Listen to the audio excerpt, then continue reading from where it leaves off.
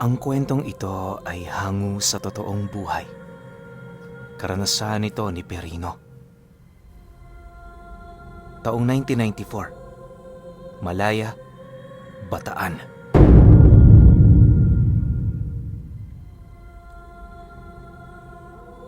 Itong mga panahong ito, kasalukuyang isang manlalakbay si Perino. Tubong apalit siya at napadpad lamang siya sa lugar na yon dahil sa mga istoryang kanyang narinig ukol sa bundok ng Mariveles. Hindi naman antingero itong si Primo. Sadyang nais niya lang talagang tumungo sa mga ganoong lugar para mapatotohanan ang mga istoryang minsang ibinahagi sa kanya ng mga tiyuhin niyang manlalako. Tuwing bumibisita kasi ito noon sa kanilang bahay sa Apalit, marami yung baong-baong kwento ukol sa mga karanasan nito sa mga nilalang kagaya ng mga engkanto at mga mangkukulam. Dahil sa iyo ng kinalakihang paniniwala ni Perino, bata pa lamang siya, tumatak na talaga sa kanyang isipan ang hangarin niyang mapatotohanan nito. Nang makapagtapos na siya noon ng pag-aaral, doon niya nakilala ang isang matandang albularyo na siyang naging susi niya para matuto siya ng mga buhay na salita. Halos inabot rin siya ng ilang taong pag-aaral bago siya pahintulutan nito sa kanyang nais. Alam niyo, Pinuno, maraming nagbibigay ng magandang trabaho noon kay Perino sa ibang bansa pero tinanggihan niya ito. Bagaman hangad naman niya noong yumaman, pakiramdam niya hindi yon ang buhay na nararapat sa kanya, kaya yon ay kanyang tinanggihan. Magmula noon, wala nang naghabol sa kanya dahil alam na ng mga ito kung ano ang kanyang magiging sagot. Gayunpaman, hindi niya yun pinagsisihan, gawa ng kalakip ng mga bagay na kanyang tinutulan ay ang unti-unti naman niyang pagpasok sa nakakamanghang mundo ng mga engkanto. Sa halos ilang taon niya noong kakaikot-ikot sa Apalit, hindi niya maipagkakaila, marami na siyang nakita at naranasan. Minsan nga, may mga pagkakataong bigla na lamang siyang nakakakita ng dambuhalang paniki tuwing gabi, at kapag may lamayan naman, nasisipat niya ang kaluluwa ng namatay na nagmamasid sa burol nito. Hindi na rin bago sa kanya makasilay ng mga babaeng nakasuot ng bestidang itim na kalimitan namang nagpapakita sa mga pangkaraniwang tao para manakot. Dahil sa ganun niyang karanasan, tila bang hindi pa rin siya roon nakontento. Sa isip-isip noon ni Perino, mas matutuwa siya kung isang kaharian na talaga ng mga engkanto ang kanyang makikita. Alam niya kasi sa kanyang sarili na yon ang sasagot sa lahat ng katanungan na ipinasa sa kanya ng tiyuhin niya. Hindi naman niya kayang tumungo noon ng biringan, lalo pat ilang isla ang kinakailangan niyang tawirin, marating lamang ang lugar ng Samar. Sa kakaikot niya noon sa kanilang lugar, doon niya narinig ang tungkol sa istorya ng bundok Mariveles. Ayon sa kwento ng mga matatanda, pinagpupugaran niyo ng maraming diwata kung saan sino man ang mga taong mabibigyan ng pagkakataon para makausap ang mga ito, magkakaroon din ng hindi kapanipaniwalang abilidad. Dagdag pa ng mga matatandang yon, maraming antingero na ang pumanhik sa lugar para kumuha ng mutya. Nang marinig naman ni Perino ang tungkol dito, kahit malayo sa kanila ang Bataan, pinilit niya roong umusad. Hindi naglaon, sa kakalakbay niya ng kakalakbay, narating na nga niya ang lugar ng Malaya. Kaya yun ang lugar na pinuntahan niya, sa kadahilanang naalala niya yung dati niyang kamag-aral na doon naninirahan. Nagbabaka sakali noon si Perino na baka nandun pa ito, nang sa gayoy yun na ang maging gabay niya patungo sa bundok. Mabuti na lang, pagdating niya noon sa baryo, nagkataon namang marami yung doong kakilala dahil albularyo ang ama nito sa lugar nila. Pagkaturo naman ng napagtanungan niya sa bahay nito, hindi na siya nagdalawang isip doon na pumunta. Malayo pa man, Narinig na niyang sumigaw ang dati niyang kamag-aral na kasalukuyan noong nagbibilad ng butil ng mais. Pagsilay naman niya noon sa gilid ng bahay nito, doon niya yun nasilayan na nagmamadaling lumalapit sa kanya. Sa pagharap naman nilang dalawa, agad naman siya nitong inanyayahan na pumasok sa bahay nito. Matapos naman yung marinig ni Perino, napangiti lang naman siya habang nagwiwika doon ng, "Buti naman nahanap pa kita." "Kumusta ka na, Paeng? Akala ko ba nang ibang bansa ka na?" Nang marinig naman ang kanyang kaibigan ng kanyang sinabi, tinapik lang naman siya nito habang sumasagot sa kanya ng, "Ano ka ba? Di ba sabi ko sa'yo noon pa, hindi ako aalis sa lugar namin. Tsaka, kawawa naman sila Itay kung iiwan ko pa. Matanda na eh, kailangan na ng kaagapay." Makalipas pa ang ilang minuto nilang pag-uusap, napasok na nga nila ang tahanan nito. Pag-upo naman ni Perino sa sala ng bahay, doon bumungad sa kanya ang matandang nakaupo sa lapag, nag-uusal ng mga buhay na salita. Nakaharap din yon sa isang pinatigas na luwad na hinulma bilang isang kalan kung saan meron doong pinauusukan ng matanda. Dala ng kuryosidad noon ni Perino, palihim naman niya yung nilapitan para mapagmasdan ng maigi ang kasalukuyang ginagawa nito. Sa paglapit naman niya sa kinaroroonan ng matanda, bigla naman yung umubo ng bahagya, sabay silay sa kanyang kinaroroonan. Sa pagtitigan nilang dalawa, napangiti lang naman siya habang inilalahad rito ang ginagawa nito. Kung hindi nagkakamali noon si Perino, isa yung ritual sa pag-aalay sa mga engkantong kasabay nitong naninirahan sa bahay na yon. Dagdag pa niya na, ginawa na rin yun ng kanyang maestro noong mga panahong nasa ilalim pa siya ng poder nito. Nang marinig naman yon ng matanda, napabuntong hininga na lamang ito habang sumasagot sa kanya ng, "Hey, sinasabi ko na nga ba, may antingero na namang naligaw sa bahay ko." "Pupunta ka ng bundok. Sa likod ng bahay namin ang daan.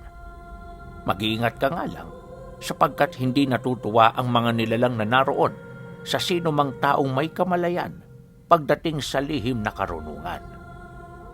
Wala kang ideya kung ilang antingero na ang nagbuwis ng buhay sa bundok na yan." Nang marinig naman ni Perino ang sinabi nito, bigla naman siyang nakaramdam ng kaba sa kanyang katawan. Hindi niya mawari pero nasisiguro niya nagsasabi ng totoo ang matanda. Sa pagpapatuloy ng kanilang pag-uusap, doon niya napag-alaman ang panganib sa bundok ng Mariveles. Ayon sa matandang yon, marami siyang kakilalang malalakas na antingero na tumungo roon. Pagbaba ng mga ito, para na yung mga baliw na animoy tinanggalan na ang kanilang mga katawan ng mga sarili nilang wisyo. Kalas na rin sa kanila ang mga agimat nilang dala na para bang sapilitan yung tinanggal ng mga nilalang na kanilang nakasagupa. Dagdag pa nito na kapag malakas na antingero ang tumungo roon, nakakauwi pa ito. Pero hindi na yun normal. Subalit kapag pangkaraniwang antingero lang ang nagagawi sa bundok, hindi na yon nakakababa pa. Ang mas nakakakilabot pa sa lahat, karamihan sa mga nakakakilala rito, wala ng memorya ukol sa taong yon. Naniniwala rin ng matanda na ang ganoong kaganapan ay kagagawa ng mga diwata. Matapos naman itong makapagpahayag ng istorya, dahan-dahan namang inilapit nito ang kanyang bunganga sa mismong tenga ni Perino habang pabulong yung nagwiwika doon ng, "Nakakita ka na ba ng aswang na kalahating diwata? Kung hindi pa, bumalik ka na sa pinanggalingan mo. Ibubuwis mo lang ang buhay mo rito." Kasabay ng pagwika ng matandang yon, ay ang dali-dali naman itong pagbalik sa kasalukuyan itong ginagawa. Si Prino noon, naiwang tulala sa harap nito, nag-iisip ng malalim kung ipagpapatuloy niya pa ba ang kanyang gagawin. Ni minsan kasi sa buong buhay niya, hindi pa siya nakarinig ng ganoong uri ng nilalang. Sa isip-isip nga niya, makapangyarihan na ang mga pangkaraniwang aswang. Papaano pa kaya yung mga aswang na merong dugo ng mga diwata? Dahil dito, tila bang may nabuong pag-aalangan sa sarili niya. Kahit ilang beses pa niya kasi noong pag-isipan, paulit-ulit na inilalahad ng kanyang kutob na masyado yung mapanganib para sa hamak na kagaya niya. Maya-maya pa, nang akmang sasagot na siya, bigla naman siya noong natigilan nang ilahad sa kanya ng matanda ang kagustuhan nitong tulungan siya. Sa dinami-rami kasi ng antingerong napadaan sa pamamahay niya, tanging si Perino lamang ang bukod tanging naniniwala. Yung iba kasi, sa oras na marinig ng mga ito ang kanyang babala, tumatawa lang yon o hindi kaya'y nakikipagdiskusyon sa kanya. May mga pagkakataon ding niyayaya siya nito ng duelo sa oras na sinasabihan niya yon ng mahina. Nang marinig naman ni Perino ang sinabi nito, agad naman niyang tinanong ang matanda kung ano ang maitutulong nito sa kanya. Pagtitigan naman nilang dalawa, meron yung iniabot sa kanya na isang bagay na parang maihahalin tulad mo sa bahay ng suso. Hindi niya mawari kung ano yon, pero sa pinakadulong parte nito, meron ka doong masisilayan na isang tumpok na bato na kulay ginto. Pagkahawak naman niya sa bagay na yon, narinig naman niyang nagsalita ang matanda ukol sa kanyang kinuha. Pangontra laban sa panliligawang bagay na yan. Itago mo yan ng maigi. Kapag naramdaman mo namang yan ay umiinit o gumagalaw, tahakin mo ang kabilang direksyon ng daan na kasalukuyan mong tinatahak. Ulit-ulitin mo lang ang proseso hanggang sa marating mo ang kakahuyang may mga tumutubong halaman sa mga sanga nito. Ang lugar na yon, ang banal na lupa ng mga engkanto. Seryosong wika ng matanda sa kanya. Matapos naman itong makapagwika, sakto naman noon ang pagdating ng kaibigan niya. Dahil dito, pansamantalang naantala ang kanilang talakayan, gawa ng inosente ang kaibigan niyang yon pagdating sa mga lihim na karunungan. Kinahapunan noong mismong araw, wala siyang ibang ginawa kundi pagmasda ng bundok ng Mariveles. Habang nakaupo siya sa likod ng bahay ng kaibigan niya, iniisip niya kung tutuloy pa ba siya o babalik na lang sa Apalit. Marami kasing nabubuong pag-aalangan sa kanyang sarili buhat sa mga detalyeng kanyang nalaman ukol sa lugar na kanyang pupuntahan.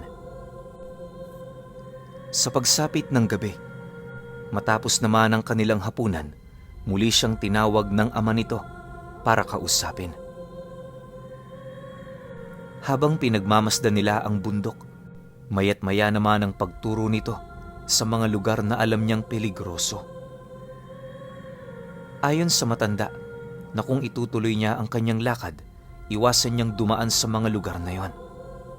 Wag na wag rin siyang makikipag-usap sa mga taong makikita niya, sa kadahilan ng lahat ito, nagbabalat kayo lamang. Kung mamalas-malasin din siya, hindi lang diwata ang kanyang makakasalubong sa daan, bagkus ay maging mga nilalang na nasa panig ng kaliwa. Pagtatapat pa nito na, hindi lang mga aswang ang naninirahan doon dahil sa pugad din ito ng mga mambabarang at mga mangkukulam na pinalayas sa mga baryo. Nang marinig naman yon ni Perino, napalunok na lamang siya ng laway, gawa ng hindi niya inaasahan na ganun pala kadelikado ang lugar na kanyang pupuntahan. Makalipas pa ang ilang minuto, nang magkaroon na siya ng lakas ng loob, doon na niya inilahad sa matanda ang kanyang pasya. Ayon sa kanya, na kung talagang ganong kapeligroso ang lugar na yon, wala siyang magagawa kundi ang bumalik na lamang sa Apalit. Di man niya matutupad ang pangako niya sa kanyang tiyuhin, sapat na para sa kanya na malaman ang ganoong bagay.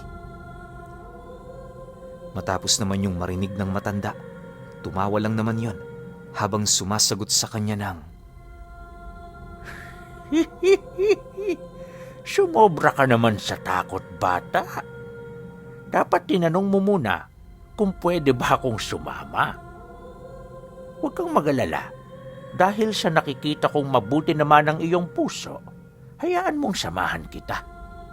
2 araw lang tayong maglalakbay. Pagkatapos niyan, babalik tayo rito. Bahala ka na kung anong gagawin mo pagkatapos nun. Ang sakin lang naman matulungan ka sa iyong hangarin. Ayos na ako doon. Nang marinig naman ni Prino ang sinabi nito, doon na siya unti-unting nagkaroon ng pag-asa. Maya-maya pa, nang wala na sila noong mapag-usapan, minabuti na lang nilang magpahinga. Ayon sa matanda na, kinabukasan, aakyat na sila ng bundok. Hindi na kasi nila yun maaaring ipagpaliban pa, lalo na sa mga susunod na araw, magsisidagsaan na naman ang kanyang mga pasyente mula sa iba't ibang lugar ng Bataan. Dagdag pa nito na, kaya niya napagpasyahang samahan itong si Perino dahil sa marami rin siyang kukuning mga halamang gamot sa lugar na yon. Sa pagsapit ng sumunod na araw, 4:00 pa lang ng umaga, naghahanda na sila. Matapos naman nilang makakain ng almusal, agad naman nilang iniwan ang pamamahay nito para umusad na patungo sa bundok ng Mariveles. Habang binabagtas nila noon ang daan, naging maayos ang lahat. Makalipas lamang ang kalahating oras na paglalakad, narating na nga nila ang paanan nito kung saan doon bumungad sa kanila ang napakalamig na simoy ng hangin. Sa unang tingin, wala namang espesyal sa lugar na yon, pero kapag pinakiramdaman mo yon ng maigi, doon mo mapapansin ang kakaibang presensyang dumadaloy dito. Maya-maya pa, nang akmang papaakyat na sila, bahagya naman sila noong natigilan matapos silang harangin ng 2 dalagang may mga pangkatutubong kasuotan. Pagsilay naman doon ng matanda, agad naman itong itinaas ang kanyang kanang kamay habang inilalahad sa mga ito ang kapayapaang kanilang dala. Nang marinig naman yon ng 2, kusa naman yung sumama sa kanila habang nananatiling walang imik. Ayon sa matanda, nakapagkilala ng mga ito ang pumapasok sa bundok, kusa nila yung binibigyan ng proteksyon upang masigurong malaya yung makakalabas-masok sa lugar. Dagdag pa nito na, sa lahat ng kilala niyang pumapasok sa bundok ng Mariveles, siya lamang ang nag-iisang taong ilang taon nang pabalik-balik dito. Mariinding inilahad sa kanya ng matanda. Hindi yun pagmamayabang, bagkus pawang katotohanan lamang. Maya-maya pa, pagdating naman nila sa kalagitnaan ng bundok, doon bumungad sa kanila ang isang kubong wala nang nakatira. Paglapit naman nila rito, agad namang pinasok ng matanda ang loob nito na parabang bistado na niya ang lugar na yon. Kumuha rin siya roon ng iilang mga halamang gamot na siya namang gagamitin niya sa kanyang mga pasyente. Sa galaw ng matanda, hindi naman maipagkakaila ni Perino na maaaring tahanan nito ang kubong napuntahan nila. Matapos naman itong makakuha ng mga sangkap, dali-dali naman nilang ipinagpatuloy ang kanilang paglalakad hanggang sa marating na nila ang likurang bahagi ng bundok. Pagsilay naman doon ni Perino, doon niya nakita ang kagandahan ng buong Bataan na halos hindi naman niya nagawang mapansin magmula noong unang dating niya rito. Habang pinagmamasdan niya ang buong paligid, lahat ng kanyang nararamdamang takot at pag-aalala unti-unti nang naglalaho sa isipan niya. Makalipas pa ang ilang minutong pagmamasid, muli na naman silang umusad hanggang sa hindi naglaon sumapit na nga ang takip silim. Sa puntong yon, mariin naman siyang inabisuhan ng matanda, huwag lalayo sa mismong kinaroroonan nito. Kung kaya niyang manatiling nakahawak sa damit nito, gawin niya yon. Iwasan niya ring tumitig sa gilid ng kanilang mga dinaraanan kung ayaw niyang makakita ng iba't ibang uri ng mga nilalang. Pagkarinig naman ni Perino sa sinabi ng matanda, agad naman niyang hinawakan ng damit nito habang patuloy nilang binabaybay ang isang makipot na daan. Nang tuluyan ng tumalikod ang araw sa kalupaan, yung dalawang kasama nilang dalaga bigla na lamang naglaho sa kanilang tabi. Dahil sa pangyayari, muli na namang nakaramdam ng kaba itong si Perino sa kadahilan ng malakas ang kanyang kutob. Merong mangyayaring nakakapangilabot noong mismong gabing yon. Maya-maya pa, pagtigil ng matanda, bigla naman silang nakarinig ng isang malakas na pag-atungal at kasabay nito ang pagsilay nila sa dalawang nilalang na bigla na lamang lumitaw sa daan nilang dinaanan at tatahakin pa lamang. Paglalarawan ni Perino sa mga nilalang na yon, para lang yung pangkaraniwang tao, pero kakaiba ang mga anyo nito. Bukod kasi sa meron yung matingkad na kaliskis na parang sa ahas, nanlilisik din ang mga naninilaw nitong mga mata. Marami rin yung naghilom na sugat sa katawan na para bang ilang beses na yung nakatakas sa digmaan. Agaw pansin din ng malaking katawan ng mga ito at ang mga pakpak nilang nakatago sa kanilang mga likod. Kitang-kita rin ni Perino ang mahaba nitong buntot na merong napakatalas na dulo.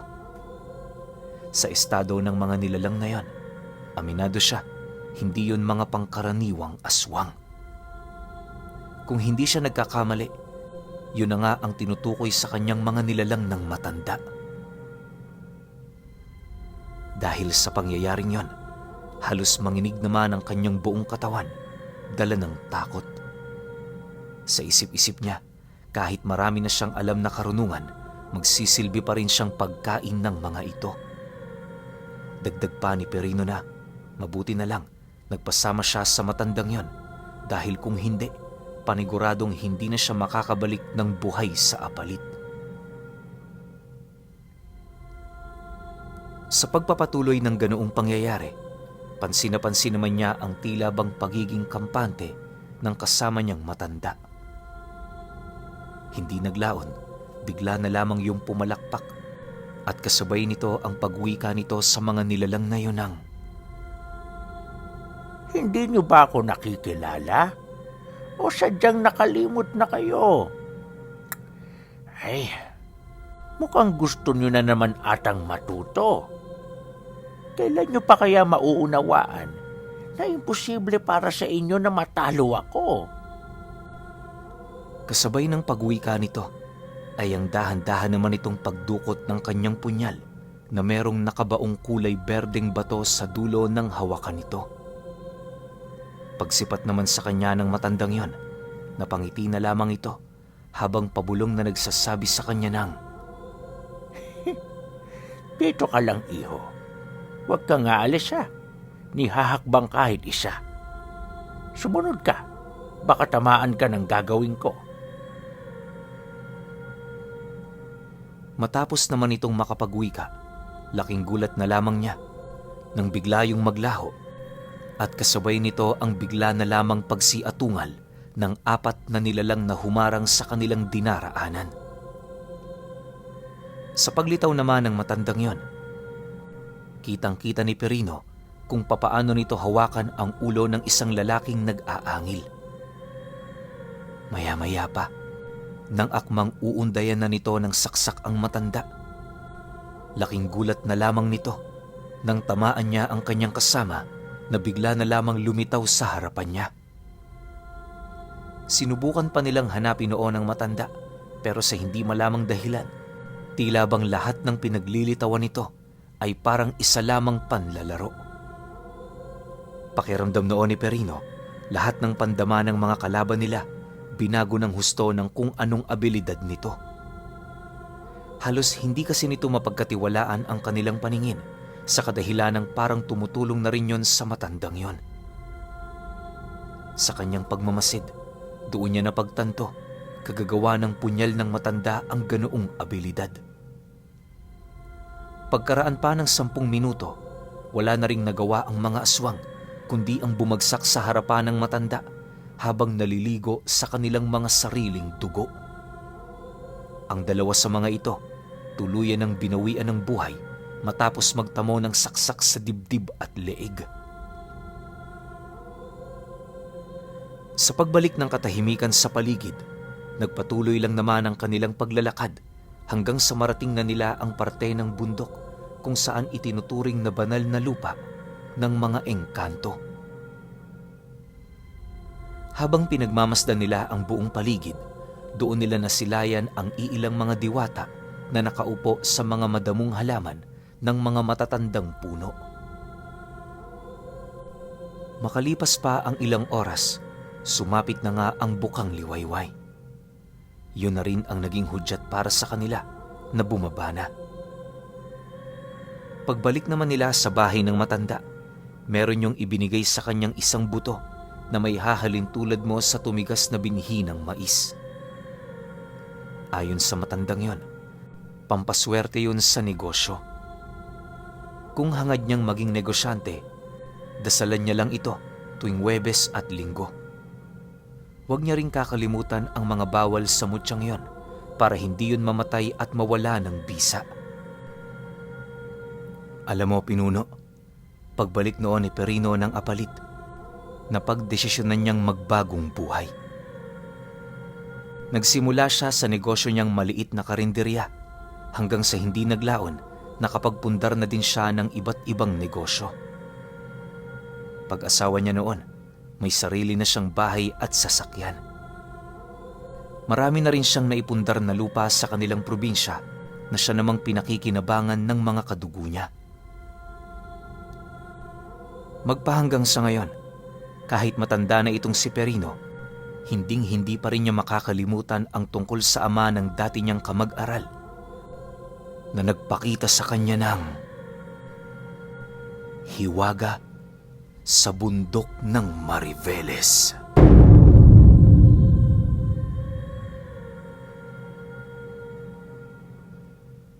Okay, opinyon ko sa kwento. Sobrang ganda ng kwento na to. Alam niyo yun, para siyang package eh. 'Di ba? Itong si Perino, mahilig siya mag-explore. Though meron na siyang karanasan pagdating sa mga nilalang na nasa kabilang dimensyon, hindi siya nakokontento ron. Laking pasasalamat na lang ni Perino kasi sinamahan siya nung tatay ng dating kamag-aral niya.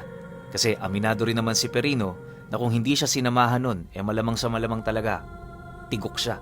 Kasi napakinggan niyo ba kung paano pinaliwanag ng matandang yun kung gaano ba kahiwaga yung bundok ng Mariveles. Pero anong taon ba to?